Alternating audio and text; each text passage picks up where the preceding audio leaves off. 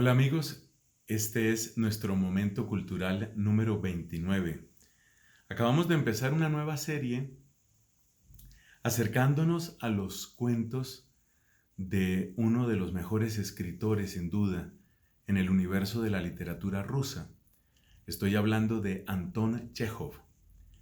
Este hombre vivió, como ya lo hemos comentado, entre 1860 y 1904. Finales del siglo XIX. Es anterior entonces a la época y a la lógica, podríamos decir, de la implantación del comunismo que vendría con aquella revolución de 1917. Ese final del 19 fue un tiempo muy interesante en Rusia por muchas razones. Por ejemplo, por el ritmo particularmente lento, tortuoso, del proceso de urbanización. Entonces, eso se va a reflejar en los escritores de la época. El contraste entre la lógica del agro, que en Rusia en aquella época se acercaba bastante a lo que llamaríamos el mundo feudal. El contraste entre la lógica del agro y lo que va creciendo en la ciudad. Esa es una tensión que subyace dentro de este esquema, podríamos decir es parte del paisaje cultural de la Rusia del 19. Otro elemento muy interesante es la solidez de las instituciones, la solidez, por ejemplo, del clero, obviamente clero de iglesia cristiana ortodoxa, la solidez del clero, que es un referente en muchas obras de esta época, el sacerdote, el rito, el sacramento, el uso de las imágenes, es algo que siempre sucede de una manera que podríamos llamar natural y de una manera que es respetada. Sin embargo, en la medida en que es un elemento que está ahí presente, también es un elemento que llega el momento en el que se vuelve casi paisaje. Es decir, está, pero no es un factor absolutamente determinante, es un elemento más dentro de muchos. Esa es otra característica de la Rusia del siglo XIX. Otra institución igualmente sólida, como ya mencioné, es la familia. Pero muchas veces esa solidez familiar tiene un precio alto que hay que pagar. Y ese precio es el de el aburrimiento que aparece en varios de estos escritos de Chejov, algo así como que la vida matrimonial, incluso la misma vida familiar, es algo que se asume como una realidad que acompaña la existencia humana, pero algo que está muy lejos de la exaltación romántica y está muy lejos también de la exaltación puramente sensual o erótica. Más bien, el matrimonio, la vida matrimonial, es una fuente de responsabilidades, de deberes, de rutina.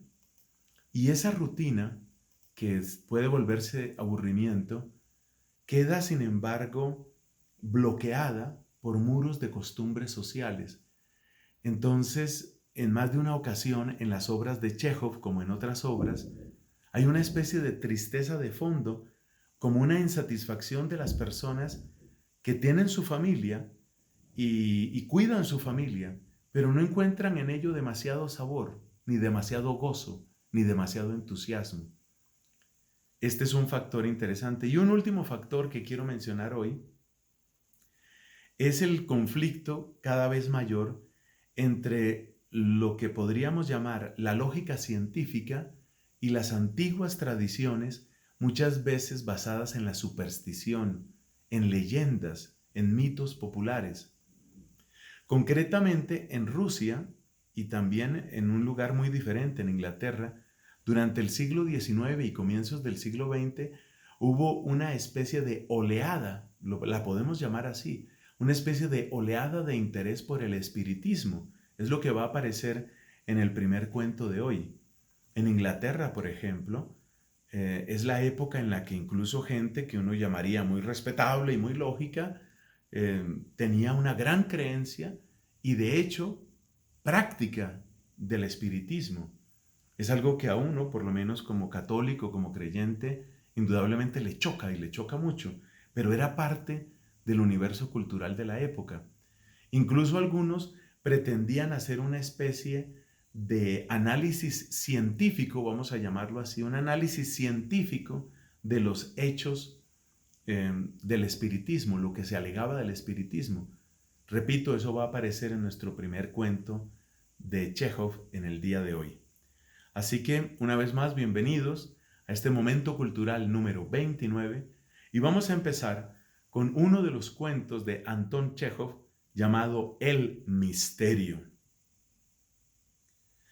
La noche del primer día de Pascua, el consejero de Estado, Navagin, después de haber hecho sus visitas, tornó a su casa y tomó en la antesala el pliego de papel en donde los visitantes de aquel día habían puesto sus firmas. Se mudó de traje, bebió un vaso de agua de seltz, se sentó cómodamente en una butaca y comenzó la lectura de aquellas firmas. Al llegar a la mitad del primer pliego, se estremeció y dio muestras de asombro. ¡Otra vez!, exclamó, golpeándose la rodilla. ¡Es pasmoso! Otra vez ha firmado ese diablo de Fedinkov, que nadie conoce. Entre las numerosas firmas había en efecto la de un Fedinkov. ¿Qué clase de pájaro era ese Fedinkov? Navagin decididamente lo ignoraba. Pasó mentalmente revista a los nombres de sus parientes, de sus subordinados, exploró en el fondo de su memoria su pasado más lejano y nada descubrió parecido ni remotamente al nombre de Fedinkov. Lo más extraordinario era que en los últimos 13 años, ese incógnito Fedinkov aparecía fatalmente en ocasión de cada Pascua de Navidad y de cada Pascua florida. ¿Quién es? ¿De dónde viene? ¿Qué representa? Nadie lo sabía, ni Navagin, ni su mujer, ni el portero. Esto es increíble, se decía Navagin paseándose por el gabinete. Es extraordinario e incomprensible. ¡Llamen al conserje!, gritó asomándose a la puerta. Esto es diabólico. No importa, yo he de averiguar quién es. Oye, Gregorio, añadió dirigiéndose al conserje. Otra vez ha firmado ese Fedinkov. ¿Lo has visto? No, señor, contestó el conserje. Sin embargo, él ha firmado, lo cual prueba que estuvo en la portería. No, señor, no estuvo. Pero ¿cómo pudo firmar sin venir a la portería? Eso yo no lo sé. Entonces, ¿quién lo ha de saber? ¿Acaso te duermes y no ves quién entra? Procura acordarte, piénsalo bien. No, señor. Ninguna persona desconocida ha franqueado la entrada. Vinieron nuestros empleados. También vino la baronesa con objeto de visitar a la señora. Asimismo vino el clero de la iglesia vecina con el crucifijo. Y nadie más. Así pues, Fedinkov, para firmar, se hizo invisible. No lo puedo saber. Lo que sí sé es que no había entre los visitantes ningún Fedinkov. Esto lo juraría delante de Cristo. Increíble, incomprensible, extraordinario, reflexionó Navagin. Hasta tiene algo de cómico. Por espacio de 13 años, viene un hombre, firma y no hay modo de averiguar quién es. ¿Será una broma? ¿Será que alguno de mis empleados por bromear escribe el nombre de Fedinkov? Navagin emprendió el estudio de la firma de Fedinkov. La rúbrica, floreada, llena de rasgos y de curvas al modo antiguo, no se parecía a ninguna de las otras rúbricas. Figuraba junto a la del secretario Stuchkin, hombre modesto y de pocos ánimos, quien antes moriría de susto que permitirse broma tan osada. Otra vez ha firmado ese misterioso Fedinkov, dijo Navagin penetrando en el aposento de su esposa, y tampoco ahora me ha sido posible averiguar quién es. La señora de Navagin era espiritista y explicaba cosas más inexplicables con la mayor sencillez del mundo.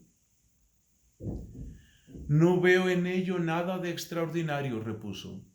Tú te empeñas en no creerlo. Sin embargo, ¿cuántas veces te he advertido que en la vida hay muchas cosas sobrenaturales, inaccesibles a nuestra comprensión? Estoy certísima de que el tal Fedinkov es un espíritu que siente simpatías por ti. En tu lugar, yo lo llamaría y le preguntaría qué es lo que desea. Vaya una sandez. Navagin no tenía preocupaciones, pero el acontecimiento en cuestión se le antojaba tan misterioso que su cabeza se llenó de ideas del otro mundo.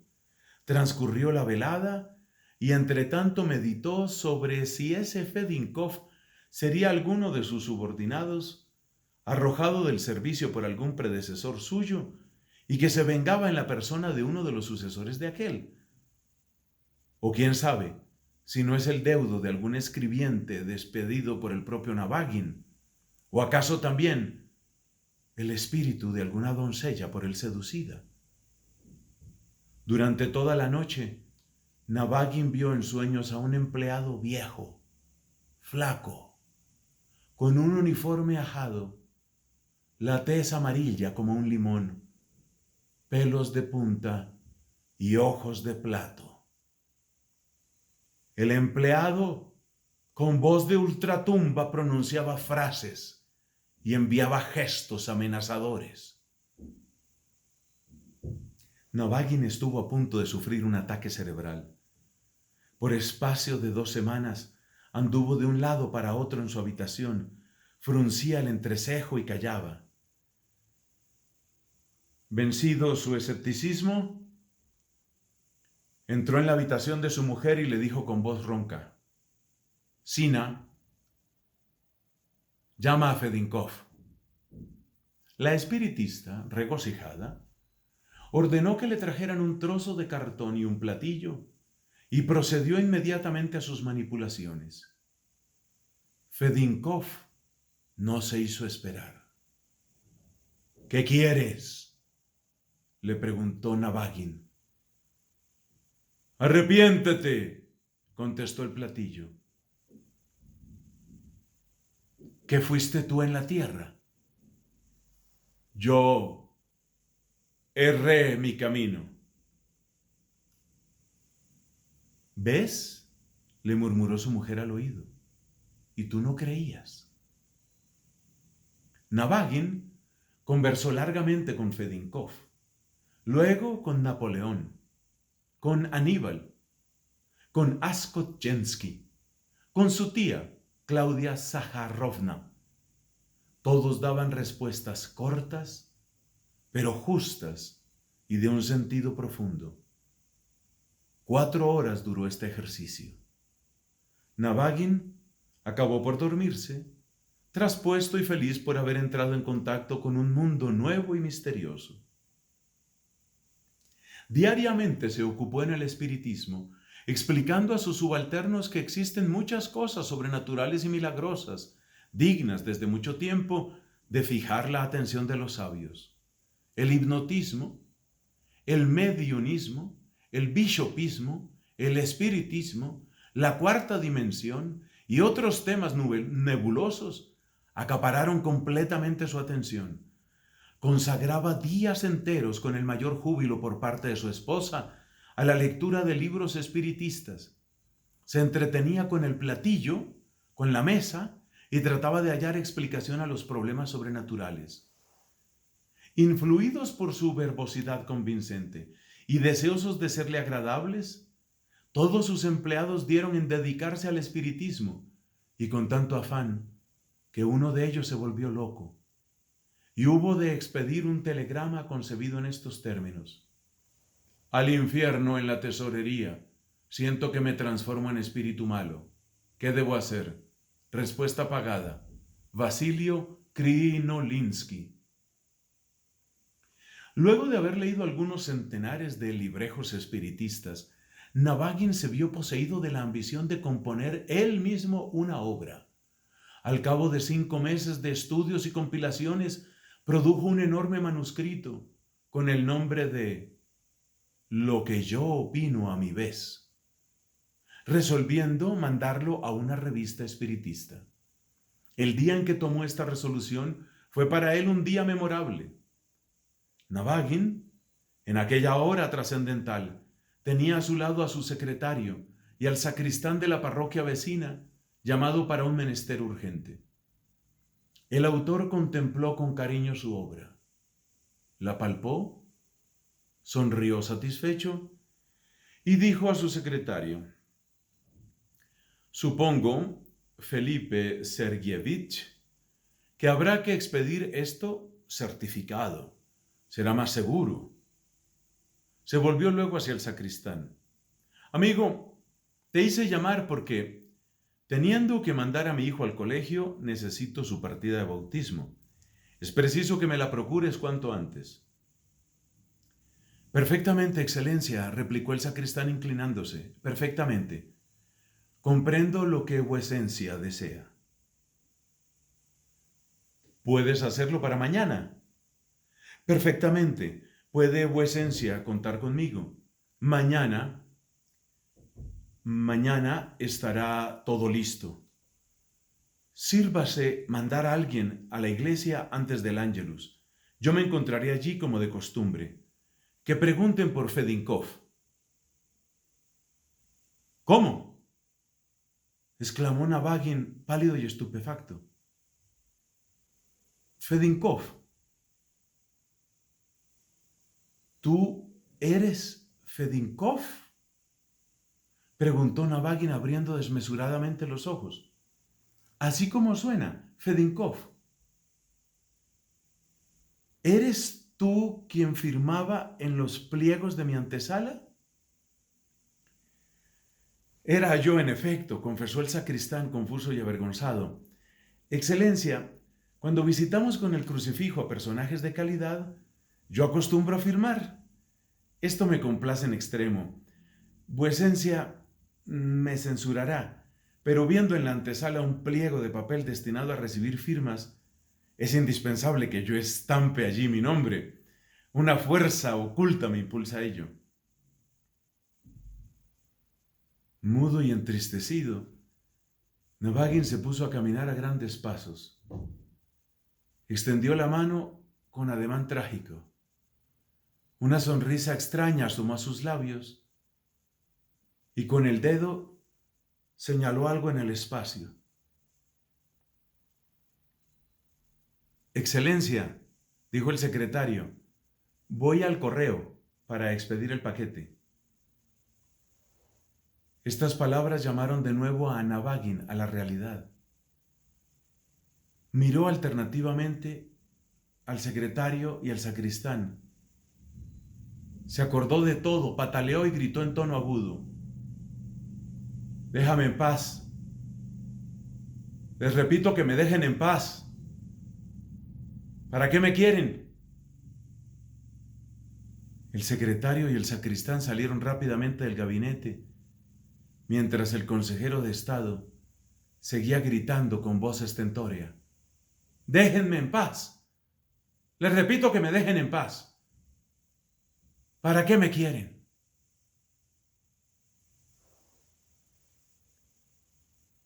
Fin del cuento El misterio.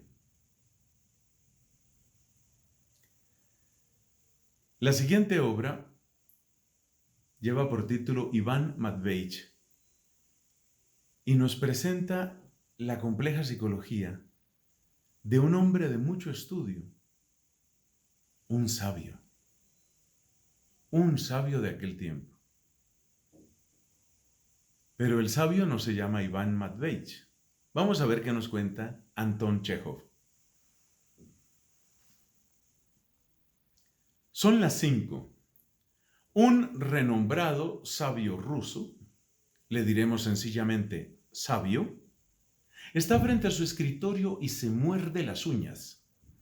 Esto es indignante, dice a cada momento consultando su reloj. Es una falta de respeto para con el tiempo y el trabajo ajenos. En Inglaterra, un sujeto semejante no ganaría ni un centavo y moriría de hambre. Ya verás la que te espera cuando vengas. En su necesidad de descargar sobre alguien su enojo e impaciencia, el sabio se acerca a la habitación de su mujer y golpea en la puerta con los nudillos. Escucha, Katia, dice indignado, cuando veas a Piotr Nilich, comunícale que las personas decentes no actúan de esa manera. Es un asco. Me recomienda un escribiente y no sabe lo que me recomienda. Ese jovenzuelo, con toda puntualidad, se retrasa todos los días 2 o 3 horas. ¿Qué manera de portarse un escribiente es esa? Para mí, esas 2 o 3 horas son más preciosas que para cualquier otro 2 o 3 años. Cuando llegue, pienso tratarlo como a un perro. No le pagaré y lo echaré de aquí. Con semejantes personas no pueden gastarse ceremonias. Eso lo dices todos los días, pero él sigue viniendo y viniendo. Pues hoy lo he decidido, ya he perdido bastante por su culpa. Tendrás que perdonarme, pero pienso reñirle como se riñe a un cochero. He aquí que suena un timbre. El sabio pone cara seria, yergue su figura y alzando la cabeza se encamina al vestíbulo. En este, junto al perchero, se encuentra ya su escribiente. Iván Matveich, joven de unos 18 años, rostro ovalado, imberbe, cubierto con un abrigo raído y sin chanclos. Tiene el aliento entrecortado y mientras se limpia con gran esmero los grandes y torpes zapatos en el felpudo, el tapete de la entrada, se esfuerza en ocultar a la doncella el agujero en uno de ellos por el que asoma una media blanca. Al ver al sabio, sonríe con esa larga, prolongada y un tanto bobalicona sonrisa con que solamente sonríen los niños o las personas muy ingenuas. «Ah, buenas tardes», dice, ofreciendo una mano grande y mojada. ¿Qué? ¿Se le pasó lo de la garganta? Iván Matveich, dice el sabio con voz temblorosa, retrocediendo y enlazando los dedos. Iván Matveich. Luego, dando un salto hacia el escribiente, lo agarra por un hombro y comienza a sacudirlo débilmente. ¿Qué es lo que está usted haciendo conmigo? Prosigue con desesperación. Terrible y mala persona. ¿Qué está usted haciendo? ¿Reírse? ¿Se mofa usted acaso de mí? ¿Sí? El semblante ovalado de Iván Matveich, que a juzgar por la sonrisa que todavía no ha acabado de deslizarse de su rostro, esperaba un recibimiento completamente distinto, se alarga aún más al ver al sabio respirando indignación y lleno de asombro abre la boca. ¿Qué? ¿Qué dice?, pregunta. ¿Con que además pregunta usted que qué digo?, exclama alzando las manos. Sabiendo como sabe usted lo precioso que me es el tiempo, me viene con 2 horas de retraso. No tiene usted temor de Dios. Es que no vengo ahora de casa, balbucea Iván Matveich, desanudándose indeciso la bufanda. Era el santo de mi tía y fui a verla. Vive a unas 6 verstas de aquí. Si hubiera ido directamente desde mi casa sería distinto. Reflexione usted, Iván Matveich. ¿Existe lógica en su proceder?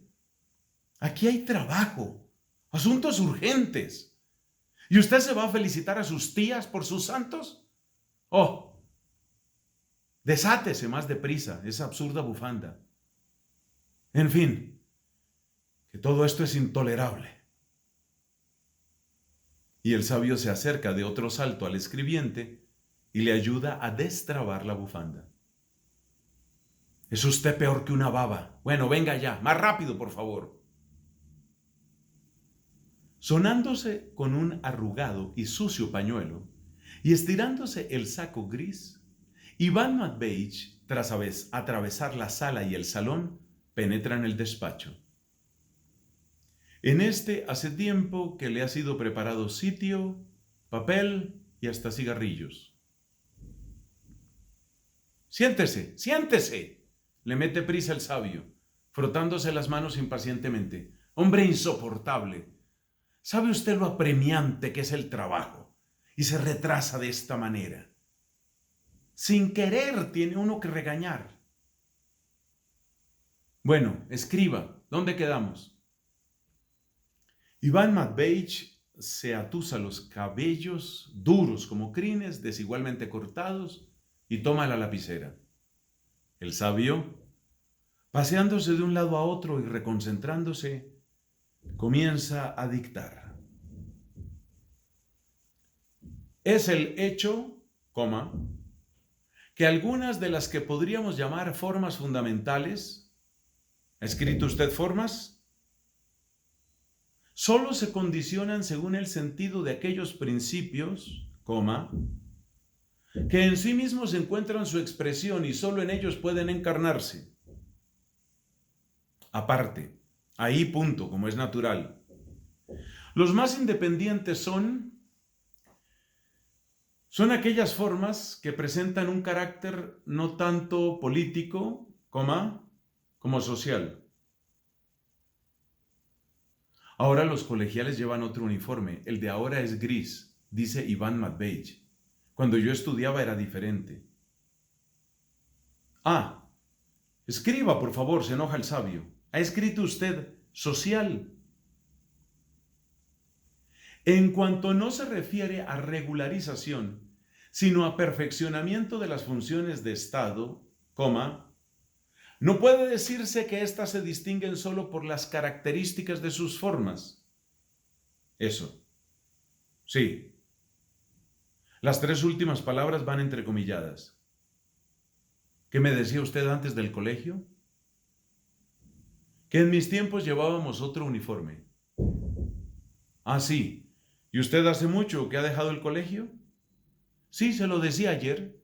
Hace 3 años que no estudio. Lo dejé en 4º año. ¿Y por qué dejó usted el colegio? Pregunta el sabio, echando una mirada sobre lo escrito por Iván Matveich. Pues porque sí, por cuestiones absolutamente particulares. Otra vez tengo que volvérselo a decir, Iván Matveich. ¿Cuándo dejará usted de alargar tanto los renglones? No debe haber más de 40 letras en cada renglón. ¿Cree usted acaso que lo hago a propósito? Se ofende Iván Matveich. Otros, en cambio, llevan menos de 40. Cuéntelas. Si le parece que lo hago adrede, puede quitármelo de la paga. No se trata de eso. Qué poca delicadeza tiene usted. Enseguida se pone a hablar de dinero. El esmero es lo que importa, Iván Matveich. Lo que importa es el esmero. Tiene usted que acostumbrarse al esmero.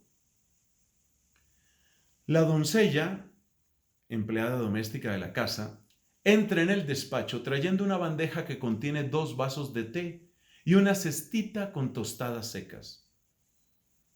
Iván Matveich toma torpemente su vaso con ambas manos y empieza de inmediato a bebérselo. El té está demasiado caliente y para no quemarse los labios, Iván Matveich lo bebe a sorbitos. Se come primero una tostada, luego otra, después una tercera y, turbado y mirando de reojo al sabio, tiende la mano hacia la 4ª tostada. Sus ruidosos sorbos, su glotona manera de mascar y la expresión de codicia hambrienta de sus cejas alzadas irritan al sabio. Dese prisa. El tiempo es precioso. Siga dictándome. Puedo beber y escribir al mismo tiempo. Le confieso que tenía hambre. ¿Vendrá usted a pie seguramente? Sí. ¿Y qué mal tiempo hace? Por este tiempo en mi tierra huele ya a primavera. En todas partes hay charcos de la nieve que se derrite. ¿Es usted del sur? Soy de la región del río Don. En el mes de marzo ya es enteramente primavera. Aquí, en cambio, no hay más que hielo y nieve. Todo el mundo va con un abrigo. Allí, hierbita fresca. Como por todas partes está seco, hasta se pueden agarrar tarántulas. ¿Y por qué agarrar tarántulas? Porque sí, por hacer algo, dice suspirando Iván Matveich. Es divertido agarrarlas. Se pone en una hebra de hilo un pedacito de resina, se mete en el nido y se la golpea en el caparazón. La araña entonces se enoja y toma la resina con las patitas, pero se queda pegada. ¿Qué no habremos hecho con ellas? A veces llenábamos una palangana hasta arriba y soltábamos dentro una bijorca. ¿Qué es una bijorca? Una araña que se llama así. Pertenece a una especie parecida a la de las tarántulas. Ella sola, peleando, puede con muchas tarántulas. Sí, pero bueno, tenemos que escribir. ¿Dónde nos detuvimos? El sabio dicta otros 40 renglones, luego se sienta y se sumerge en la meditación. Desde su asiento, Iván espera lo que van a decirle, estira el cuello y se esfuerza en poner orden en el cuello de su camisa. La corbata no cae mal, pero como se le ha soltado el pasador, el cuello se le abre a cada momento. Sí, dice el sabio, así es. ¿Qué, todavía no ha encontrado usted un trabajo, Iván Matveich? No. ¿Dónde va uno a encontrarlo? ¿Sabe? Yo pienso sentar plaza en un regimiento. Mi padre me aconseja que me haga dependiente de botica. Sí, pero ¿no sería mejor que ingresara usted en la universidad? El examen es difícil, pero con paciencia y un trabajo perseverante se puede llegar a aprobar. Estudie usted, lea usted más. Lea mucho. La verdad es que tengo que confesar que leo poco, dice Iván Matveich, encendiendo un cigarrillo. ¿Ha leído a Turgeniev? No. ¿Y a Gogol? A Gogol. A Gogol. No, no lo he leído. Iván Matveich, no le da vergüenza. Ay, ay, ay. ¿Cómo un muchacho tan bueno, con tanta originalidad como hay en usted, y que resulte que ni siquiera ha leído a Gogol? Tiene que leerlo, yo se lo daré, léalo sin falta. Si no lo lee, pelearemos. De nuevo se produce un silencio. Medio tumbado en un cómodo diván, medita el sabio, mientras Iván Matveich, dejando al fin tranquilo su cuello, pone toda su atención en sus zapatos. No se había dado cuenta de que bajo sus pies, a causa de la nieve derretida, se habían formado 2 grandes charcos. Se siente avergonzado. Me parece, Iván Matveich, que también es usted aficionado a cazar jilgueros. Eso en otoño. Aquí no cazo, pero allí en mi casa solía cazar. ¿Sí? Bien. Pero bueno, de todos modos tenemos que escribir. El sabio se levanta decidido y empieza a dictar, pero después de escritos los 10 primeros renglones, se vuelve a sentar en el diván. No, tendremos que dejarlo ya hasta mañana por la mañana, dice. Venga usted mañana por la mañana, pero eso sí, temprano, sobre las 9. Dios lo libre de retrasarse. Iván Matveich deja la pluma, se levanta de la mesa y va a sentarse en otra silla. Cuando han pasado unos 5 minutos en silencio, empieza a sentir que ya le ha llegado la hora de marcharse, que ya está allí de más. Pero el despacho del sabio es tan agradable, tan luminoso, de buena temperatura. El efecto de las tostadas secas y del té dulce está todavía tan reciente que su corazón se estremece solo al pensar en su casa. En su casa hay pobreza, hambre, frío, un padre gruñón. Echan en cara lo que dan, mientras que aquí hay tanta tranquilidad y hasta quien se interesa por las tarántulas y los jilgueros. El sabio consulta la hora y toma el libro. ¿Me dará usted a Gogol entonces?, pregunta levantándose Iván Matveich.